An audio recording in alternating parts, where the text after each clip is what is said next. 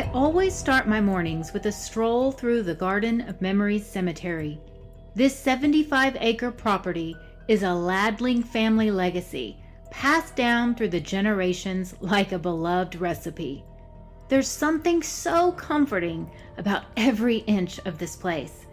Each path tells a story, and the air smells like a bouquet of wildflowers, a scent made all the sweeter when I remember the blooms were planted by hands long gone.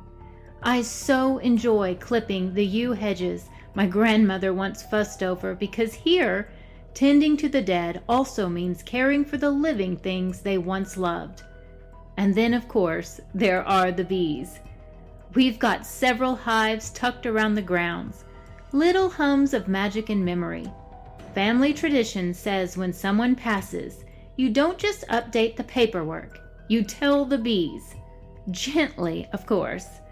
Maybe knock on a nearby tree, lean in close, and share the news like it's a tender piece of gossip. Why? Because if you don't, the bees might fly off, or worse, go quiet. And let me tell you, nothing good ever comes from ignoring the bees. So this morning, I told them all about Chester Lloyd. I stood beneath a huge maple, whispered his name, and told the bees everything I knew. Which admittedly wasn't much, but I included the part about the suspicious headstone column and that weird drawer labeled complaints. I wanted them to be in the loop. I don't know if Chester ever fell in love or who cried when he passed, but I do know this. Loss echoes. Even the smallest life leaves a buzz behind, and around here, nothing slips by unnoticed, not even a quietly unsettling death, especially when it might not have been as quiet as it seems. Welcome back to Gravely Curious, the only podcast where murder mysteries don't just resurface, they pop up as if they're daisies growing over a grave plot no one remembers digging.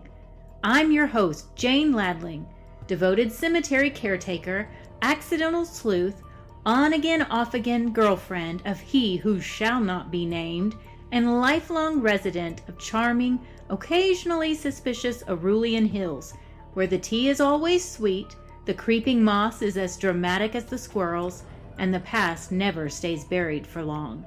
If you're just tuning in, you might want to scoot back to episode 1, where I uncovered a drawer labeled complaints, which, if you know my family, it's basically an invitation engraved in gold and stamped, "Open me immediately." Naturally, I did. I opened.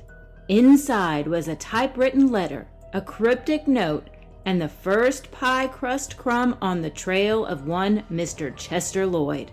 Now, if you're all caught up, congratulations. You are officially gravely curious. So buckle up.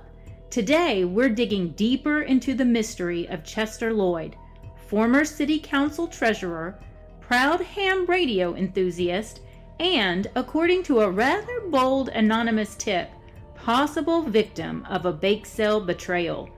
That's right, not a scandal over zoning laws, not embezzlement, pie, or rather cherry pie. This case is dying to be solved, so fluff your throw blanket, top off your tea, and get ready, because I have thoughts. Welcome to the only game show where you choose whether to fix the book boyfriend or nix him. It's time to play Fix Him or Nix Him. Kingdom of Tomorrow edition. Dating him is against the rules. Fix him or nix him. He's a ruthless high prince beyond the law. Fix him or nix him. He only flirts between sword strikes. Fix him or nix him. One of you might be a double agent, and it's not him. Fix him or nix him. He doesn't know how to laugh. Fix him or nix him. Is he friend or foe? You don't know. Fix him or nix him.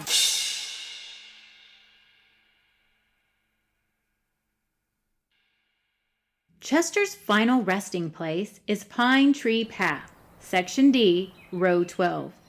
Nestled sweetly between two expertly tended, thank you very much, rose bushes, and a man who, according to his bio, invented something called spaghetti scissors, an invention that honestly baffles me.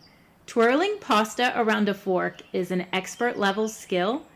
Anyway, I did a little digging and scored Chester's obituary. Officially, it lists his cause of death as a heart attack, natural causes. Unofficially, a certain juicy note tucked in the mysterious complaint drawer said, "Check out the bake cell." So naturally, I did what any self-respecting, latte-fueled amateur sleuth would. I grabbed my trusty notebook, truth be told, and headed straight for the Gold Rush Museum, where, according to rumors, the town's bake cell archives are kept. Fun fact, the museum used to be a courthouse, and Dolores, who now runs the information desk, acts like she's still the judge and jury. And heaven help you if your phone even dares to buzz. Instant side-eye, with a heaping helping of guilt, and there's no get-out-of-judgment jail-free card. Still, Dolores is a major upgrade from the museum's last employee, Robbie Waynes. Between us, I'm absolutely convinced Mr. Waynes is guilty of something, anything, probably the worst crime ever committed by anyone. I just haven't figured out what or when or how yet.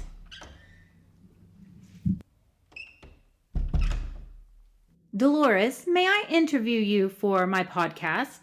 Absolutely not. Can I ask why? I don't know. Can you?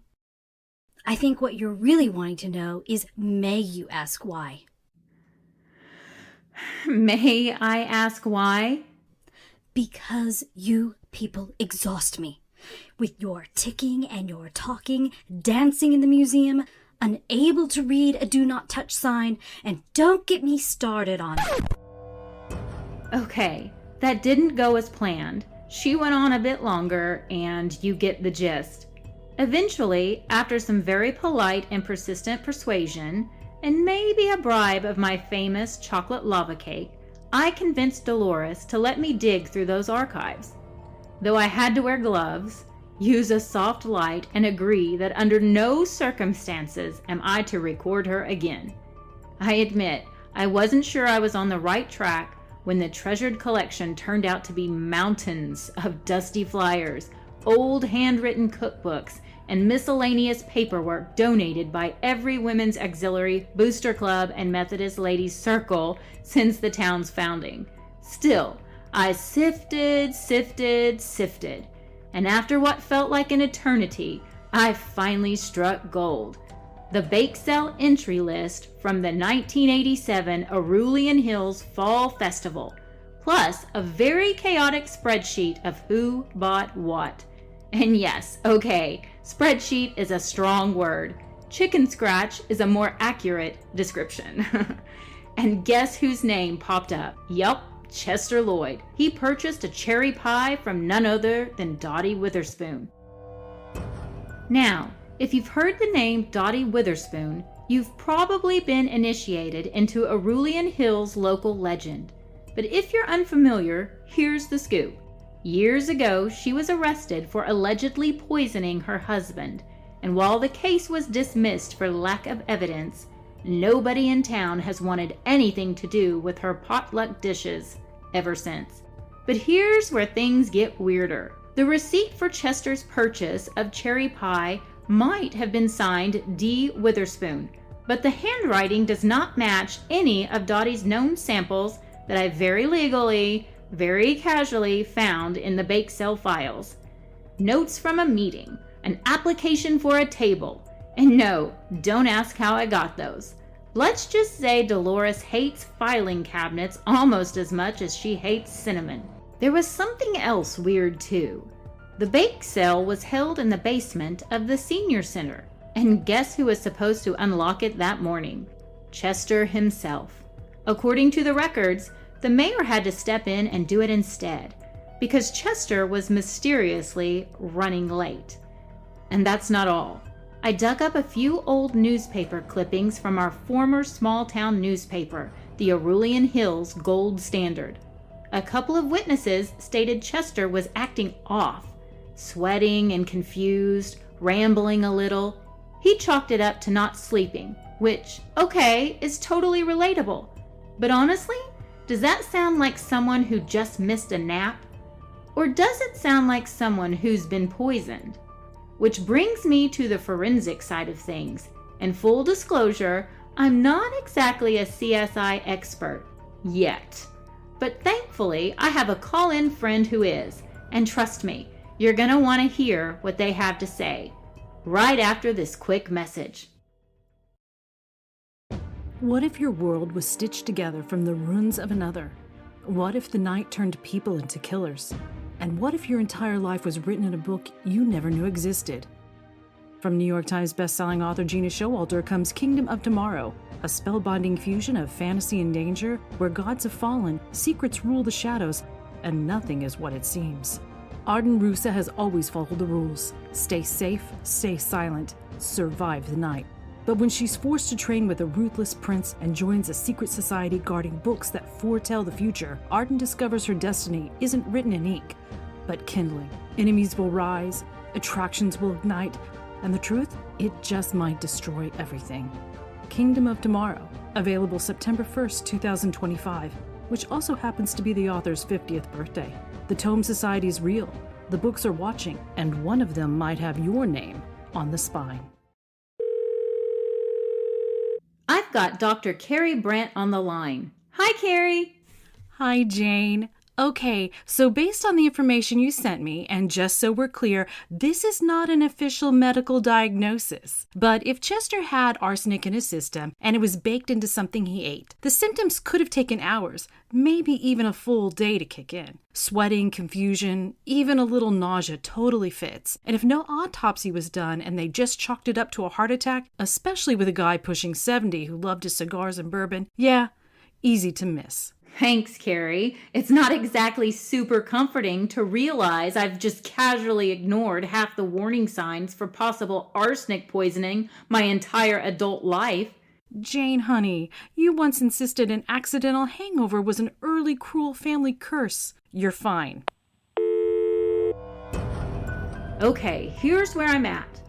Dottie Witherspoon has a reputation for poisoning. Though, to be fair, no one ever proved anything. Someone used that information to their advantage. High suspicious handwriting on the bake sale paperwork. Do I think Dottie killed Chester Lloyd? Or did she just sell the pie, and the actual baker added the extra ingredient knowing Chester would grab it? I don't know, but it raises some questions. And how did our perp know Chester Lloyd would even want a cherry pie? Because, hello, chocolate pie was right there. But back to the clippings. In 1984, 85, and 86, there's a picture of the pie winner in the newspaper, standing right next to the judge. None other than Chester Lloyd. The first place blue ribbon winner was always cherry pie. What did this man have against chocolate? According to witnesses, he made a whole event out of handing out that prize ribbon. But here's the twist, and it's a juicy one. The poison? I don't think it was the end game. Nope, I'm pretty sure it was just a distraction. Turns out Chester had recently stumbled onto a teeny tiny, highly suspicious irregularity in the city books. Remember, he was the beloved town treasurer, but at some point, thousands of dollars had magically disappeared. Not a fortune, but back in the 80s, it was serious cash. And get this, Chester even brought it up at a town hall meeting. It's right there in the minutes. And then, poof, never mentioned again. Why? Because 2 days later, Chester Lloyd was dead. Now, I know what you're thinking. Motive? Check. Opportunity? Check.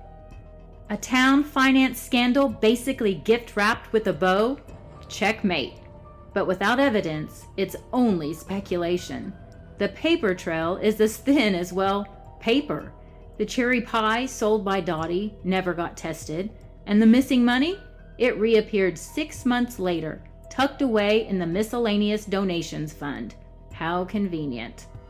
I'll leave you with 3 undeniable facts. Chester Lloyd suspected embezzlement. He died right after bringing up that fact. And someone typed a letter suggesting the reader start digging into him. I don't know who wrote the letter yet, but I've got suspects. Like, a lot of them. All of them. Basically everyone in town. And my next stop? Right in my own backyard. I'll be digging into the burial records for both the mayor and Dottie. Thanks for hanging out with me on Gravely Curious. I'll be back with more about the Garden of Memory's most questionable residents. Be sure to subscribe or hit that follow button so you'll never miss an episode. Trust me, things are about to get juicy. Until next time, remember, this is a safe space for nosiness. And don't forget, bees don't just make honey, they carry stories. The Jane Ladling Mystery Series was created by Gena, Showalter, and Jill Monroe. The Gravely Curious podcast is a work of fiction, so yes, you can enjoy your sorta kinda true crime podcast without a hint of sadness, because no one actually died. Any similarities to real people, places, or cherry pie recipes are entirely accidental. All rights reserved. Author Talk Media, LLC. You can find Jane's book adventures in ebooks, print, and audio. Patreon members get episodes early and without ads.